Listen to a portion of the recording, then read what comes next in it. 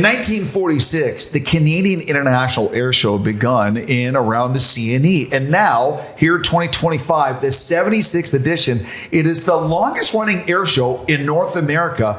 And fans from Canada around the world come every Labor Day weekend at the CNE to see some of the world's best pilots do their thing. I was there. I was a part of it, but not everyone likes it. To talk more about it, thrilled to be joined by my wingmen, Mike and Bradie. Gentlemen, how are you?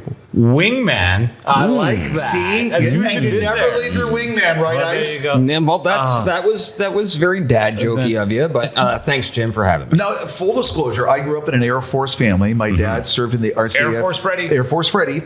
And one of his old planes was flying in the air show this weekend, the CP-140 Aurora. Wow. And it was kind of a big deal for me. And I'm always fascinated by it. And our daughters are in their early 20s. And there was a biplane, they're called the North Stars, 3 biplanes doing these. Basically, they're flying information straight up. They stop, fall backwards, and fall. Like some of the stuff we were witnessing. They stall out They stall out on purpose and then get back going. There was another one where a woman is wing walking. She's walking on the wing of the plane in flight.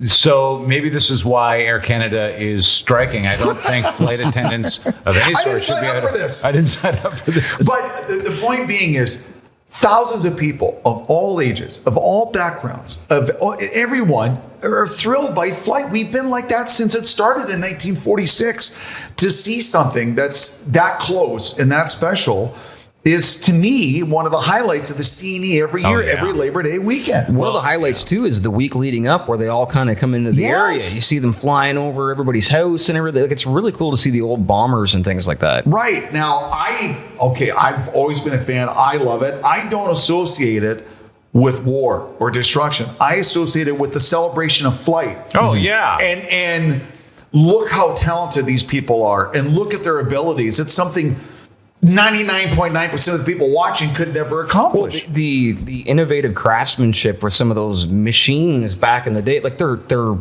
how many pounds does the average bomber weigh, Jim? Oh, I have no idea. Come on, Jim, you must know this. Your dad was in the Air Force. I know. I didn't weigh the plane. He fixed it. Well, the fact that it's even up in the air doing loops and doing like tricks. Cities in the sky. Right. And a modern, the Airbus A380 is a complete double-deck jumbo jet. Yeah. Like 400 plus people, and it flies and lands and everything. And for years, it's the longest running air show in North America. Everyone loves it. However, there's some people who have taken it too far, including a self-proclaimed journalist in Toronto saying the air show in downtown Toronto, this is not merely a show for people. It is a deep trauma for the families of Palestinians whose homes were destroyed by Israeli bombings in Gaza. That's cruelty, not entertainment. Now, I will say this. What? At no time in the air show did they simulate bombings. Did they blow up things? They're flying. I'm so sorry. Can you read the last line of that? It's not... That's cruelty, not entertainment.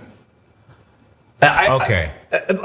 There is a Billy Bishop Airport for people who don't know Toronto well, and it's right off the lakeshore. Yeah. And there are planes that take off and land there from dawn to dusk every day. Jim, every night home on the 427, I think planes are going to land right on my car. Of course. They're coming into Pearson. It's one of the busiest airports in the world. And those planes are flying over every day. Well, I'd like to say with a certain amount of respect to this journalist that sounds like, it's based in nothing factual.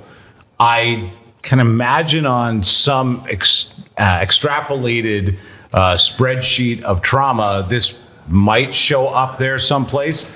However, there's so many ways to deal with this. For example, I live maybe 30 minutes north of the city, didn't hear an aircraft.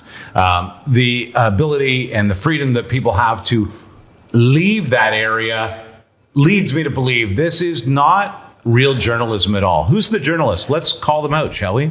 Nur Dogan. And you are not a journalist. This is based in pure speculation, and you just want something to complain about. It feels like clickbait to me. Yeah. And I understand that... Not only is it clickbait, it's wine bait. Correct. Now, I understand, someone who may be here from Gaza recently could hear a plane and freak out.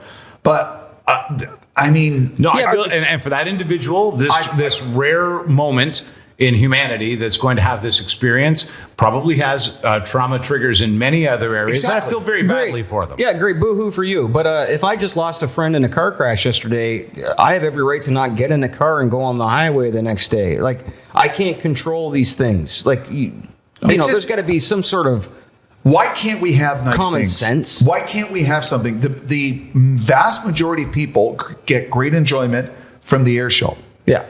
Kids, elderly, people from all ages, all backgrounds, just watch it. The actual segments of the planes last about 12 minutes, give or take. The city of Brantford looks forward to it all year round, the air show. Oh, it pulls out the entire city and surrounding farmers.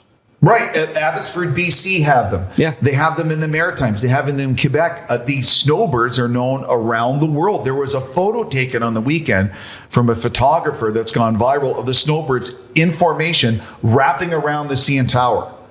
I mean, where else in the world do you get to see aircraft do this sort of thing? Right. Nowhere. And by the way, you don't see aircraft doing any of this in a scenario that is, a war campaign. No. An attack campaign. Planes do very different things. I don't think there's loop-de-loops, and in the middle of the loop, missiles are going in. No. Here's the other thing that people sometimes forget as Canadians. No one has dropped a bomb from a plane on Canadian soil in the history of our country. Also, I guess we can kiss drone shows goodbye. Knock on Since wood. most of the warfare going Is on right drones. now is drone warfare. Yes. So, I can understand where this the idea for this came from. All right, it's a horrible idea for a story. It's a terrible idea in the sense that there's absolutely no basis likely for it. What was the incident that led them to write about this? Just because there were some military planes and there was noise over downtown Toronto and they thought it would be triggering. It's like you said, you were in a car accident maybe. Does every time you hear a car now trigger you? But Jim, you've hit it on the head. Sorry, Bradie, you've hit it on the head. We can't have nice things anymore. Anything that people enjoy to any level, somebody might be triggered and offended by it. Too bad. Okay, so participate. I got to play like the dummy here on the war. You're saying that most of this war right now that are going, or wars that are going on in multiple places are drone wars. Well, certainly in the Ukraine, we're seeing the Ukraine, that. it's 80% are drones. The only reason there's people in the trenches is so the drones have something to shoot at, right? It sounds like. Most of this war is they're going technology after now. Key installations and key targets. Drones are taking out buildings and tanks and trucks and everything. So let's not even use Gaza, which was what this journalist was saying. Let's say the Ukraine. I'm recent from the Ukraine. Am I going to be like, are planes flying overhead all day long, or is it missiles coming in? Like, Well, I'm certainly in Gaza, going to I play think that they're dummy. using some conventional, mostly conventional. But the one thing that wasn't part of the air show was missiles being fired. There was no bombs. Gunshots, not even a dogfight. I think is included in the air show anymore. It hasn't for many years. For safety reasons, not because they wanted to avoid triggering anybody, but in some of these cases, even if that is Bradie, even if that is the case, no, it doesn't make any sense to me at all that person couldn't be isolated for the 2 or 3 hours from that event. And I don't mean put in isolation. No. I mean, it could have been The same way you put the dog in the basement when fireworks are going on, right? So what I meant. So, and the other thing, gentlemen, is the pilots and the air crews are quite restricted where they can fly. Yeah. Because you have Billy Bishop Airport, which is still Pearson. So the flight space they have is restricted to a section, a piece of geography over Lake Ontario. They may come over the city, then they do everything, and then they take off. Funny enough, right where we're shooting, Jim, is the turn point. Yeah. It's the beacon point right In here. the west end of right Toronto. above us. Yeah. So I got a little segue talking about the air show, and maybe this goes into a kind of a weird space, but I was on the water in Lake Ontario about 25, 30 years ago when Yes, it was a Nimrod. The plane It went came in. down. It was a British Nimrod sub-hunting It almost plane. flipped our boat. That's how close we were to it. Yeah. Wow. Yeah, that was, it went into a stall trying to bottom out of a thing, and they couldn't recover. If anybody doesn't know, maybe you can fill them in on the actual event of what kind of happened outside of the physical. But Yeah, it was a British Nimrod sub-hunting plane, and they did what the Aurora did this past weekend on Labor Day, and Yeah. they do a series of flybys and maneuvers, and they bank and they show the wings and the planes, and It's a slow, graceful airplane. It's not for speed. Right. It's to fly hours and hours on end and look for things. And as it went to the bottom of a loop and sort of a bank, it was kind of going down and go to climb back up. They had something happen, and they couldn't come out of their sort of slow dive and climb back up again, and they went right into Lake Ontario. So there's a massive risk by some of these pilots Absolutely. by putting on the show for our Absolutely. entertainment. Oh, yeah. Our entertainment. Why do we not get articles saying, let's praise the bravery of them doing these kind of things for our It's a entertainment as great Canadians? point. Why aren't we as amazed opposed instead of to offended? whining about it. I don't know, Brady. I mean, anytime a pilot gets in any kind of aircraft, anything at whatever level, there's a chance something could go wrong. Oh my God, can we stop feigning outrage over everything so that people will click on an article? There's so many things that Canadians do differently than everybody else. But one of the things that we're losing, which is about being cool to each other. Yeah. So these are Canadian pilots Yes. flying Canadian planes at Yeah. a Canadian air show Yeah. for our Canadian entertainment, and our Canadian journalist is like, but think of the children. And here's the thing that kind of got me Second, too. it is- And that's why I wanted to bring it up. It's irritating. I'm at the Extremely CNE. irritating. We see the air show. We spend all day there with our family. And it is so representative of Canada as a multicultural, multi-ethnic nation. And everyone's having a good time and a good vibe. And they're going to the food building and they're playing some games and they're buying some fudge.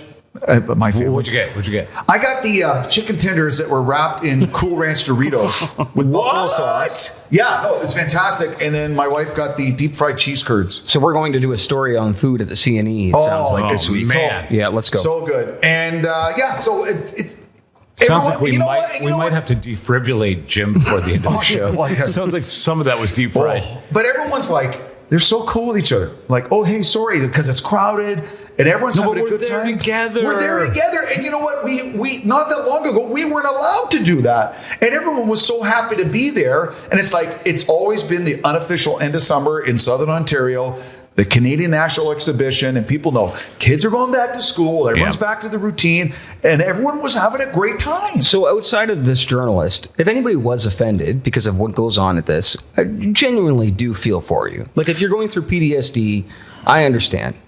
We can't control it. You can't control it. I feel for you.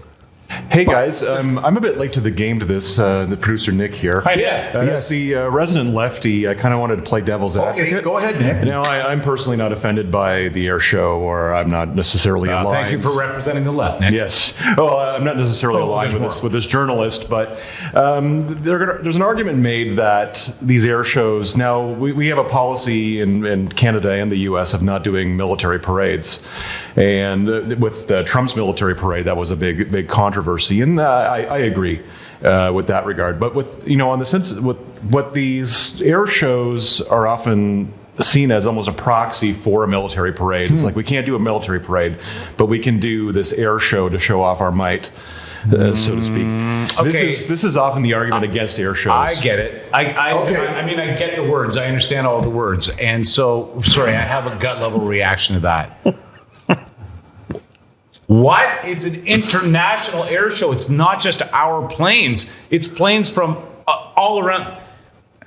Are you kidding me right now? This is not even close to true. And by the way, I would love for just a little bit, maybe I'm the only one, I would love for us to see our military in uniform so that we could say, wow, we are proud of you. You represent us so beautifully in the world. We respect what you do. There's a million parades I would get rid of to have that parade. So, Nick, and to your point, we have to realize Top Gun Maverick did more to promote the military to the masses than any air It's show. an FBI-funded film. Do you know how many films are actually funded by the FBI? You can actually look it up. It's public. This podcast is actually funded by the FBI, I believe. So the scenes with Tom Cruise in the jets, with the pilots on the aircraft carrier, is the greatest display of U.S. military might in a movie. Look how much money it made around the world. It is one of the biggest box office hits we've seen in recent memory. And the whole thing from start to finish was a sort of an anthem, a celebration of U.S. military might. We need some context. Nick, join me on this. Does that context make any sense to anybody that because Trump went out there and he's like, I'm going to have a military parade on my birthday. He's a big jackass. He's this flatulent, arrogant dude. and he's out there standing in front of fat ankles, thick ankles. He's Gentlemen, come on. I don't mean to, but I'm getting Trump offended. is what he is. He set the tone. Maybe I'm wrong about this, Nick, for what that military parade was. What I'm talking about here, and what I think most people think that they're participating in, is Canadian ingenuity, Canadian skill, the pride that we have as a nation, that we can come together and actually be together physically, and not that we're actually out there saluting Mother Russia. I think still people of all ages, all generations, there's something cool about being close when you see a plane take off and land. What, are you kidding me? We used to park by the... Yes. Look at Philadelphia. At Philadelphia, they boo safe landings at the airport. I'm sorry, I don't know why I said that. But they do. But no, yeah, you park... every airport in the world, there's an area where people park and watch it and take photos because they're fascinated by it. We used to go sit at the Wendy's. Yeah, okay, so everybody had their spot, on right? Airport Road, Yeah, on Wendy's, and get some absolutely. Frosties and some nuggets and watch the planes come in. I think that's, and I understand, or some people think, hey, it's a quasi-military parade. My argument to that is, wait a second, it's more a fascination of flight. They're not all military planes. That's only a part of it. It's true. And Fascination of flight. How did they do that? And how much skill and how much training. And I know what I do in my little world and how unskilled I am. I can't believe how skilled they are. I look at the sky and I see our military ingenuity, and I think to myself, we could have so much more of this if we didn't just keep giving it away to other countries around the world. It wasn't stationed And so somewhere. here's the thing that people forget too. Anti-lock brakes in a car, that comes from the military. Right. Because my dad was in the Air Force and they got jets. When the pilots landed, they put the brakes on. But the landing speed was so much faster than old propeller planes, they were blowing out the brakes and tires. So they invented anti-lock brakes so they wouldn't blow out the tires and the brakes. We all benefit from that every day. Biggest form of entertainment in the world is video games. How did that start? Radar machines. And flight simulators. Yeah. Hey, So they they have flight simulators to train pilots, and someone had the idea, why don't we make a home version for people? Have you seen some of the home setups for My these? brother's got a whole setup. It looks like a cockpit of an airplane. Yeah, it's nuts.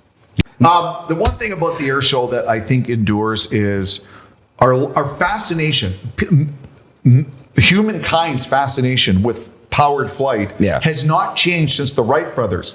To this day, we're like, wow, you know what? Like, they just landed a plane. So I know part of my dad's job in the military, they would fly supplies of humanitarian aid to other countries from Canadian military bases. And a C-130 Hercules would open up and ramp, and they'd pull out all this food and medicine for countries around the world. Huge pallets that would fill multi-tractor trailers. Wow. Does that fill that void of human beings? We all just want to fly. We always have. Every philosopher has always stared at the birds or stared at the stars and been like, I want to travel through space and fly. Entirely. Okay, Luke Skywalker in the first Star Wars, when he had his little machine that's like 2 feet off the ground flying, like everyone's Oh man, I wanted one of those so bad. It's just a little bit, but it's flying. But it's flying. And years ago, they thought, well, one day we won't even be stuck in traffic in the 401 or the Sea to Span Highway or Highway 101 Nova Scotia or the Trans-Canada Highway Quebec. We're going to be flying to work. And by the way, if you want to complain about the air show, let's complain about this. It clogs the highways, byways, and every road around it. We need to come up with a solution for that. There is no place for you to sit once the lawn is taken up. Could we find another seating arrangement for this thing? I don't think anybody can order beers to where they're sitting. We could probably work that out. We do have GPS. All of these things that could be complained about, nobody is complaining about. GPS, airplane technology. There you go. Head-up display, airplane technology, which is standard in every new car now. Yeah. That's all airplane technology. Jimmy's got a fancy car. Well, I don't. My wife does. But it's been translated to every day. So a lot of the stuff we take for granted on our cars, driving families and friends around, are all have sort of the evolution of flight and saying, let's translate this because we use it in commercial airplanes and military airplanes. Let's put it on passenger vehicles. And we do. And let's not forget, this probably inspired Balloon Boy. So, Well, yeah. at least that.